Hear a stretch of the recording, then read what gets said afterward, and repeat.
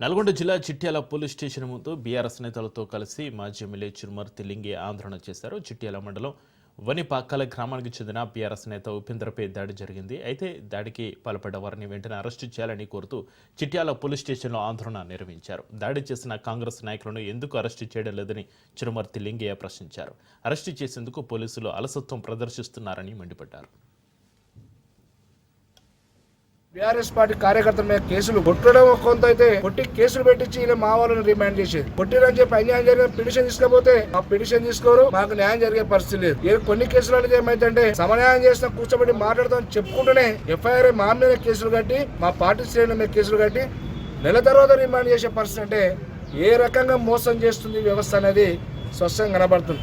నేను ఒకటే విజ్ఞప్తి చేస్తున్న జిల్లా ఎస్పీ గారు కానీ పోలీసు యంత్రాంగం కానీ, ఈ ప్రభుత్వంలో కాంగ్రెస్ ప్రభుత్వం రాగానే మీకు పోస్టింగ్లు వచ్చినాయి కావు. గత ప్రభుత్వం కేసీఆర్ గారి ప్రభుత్వంలో కూడా మీరు పనిచేసినారు, అంతకంటే ముందు కూడా కాంగ్రెస్ పాలనలో పనిచేసినారు. ఎప్పుడు కూడా ఈ రకమైన రాచరిక వ్యవస్థ లేదు. పోలీస్ అంటే ప్రజాస్వామ్యాన్ని కాపాడాల్సిన బాధ్యత మీ పైన ఉంది. పోలీసులు అంటే ఒక నమ్మకం భరోసా కల్పించాల్సిన బాధ్యత మీ పైన ఉంది. కానీ అధికార పార్టీ నాయకులకు అడుగులకు మడుగులెత్తి కొంతమంది అధికారులు ఇలా ఇంత అన్యాయం చేస్తున్నారంటే ఇది మంచిది కాదు. మీ ప్రజాపాలన ఎంత వ్యతిరేకత వచ్చినా చూస్తున్నారు.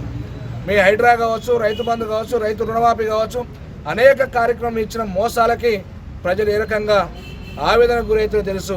ఖచ్చితంగా రేపు కేసీఆర్ ప్రభుత్వం వచ్చినాక ఈ కాన్స్టిట్యూన్సీలో పోలీసు అధికారులు ఎవరైతే మితిమీరి పనిచేస్తారో, బీఆర్ఎస్ పార్టీ అంటే పోలీసులు రావద్దని మెడలు పెట్టి నెట్టేస్తారో అదే రకంగా మిమ్మల్ని నెట్టేసే పరిస్థితి ఉంటుందని చెప్పి హెచ్చరిక జారీ చేస్తున్నాం.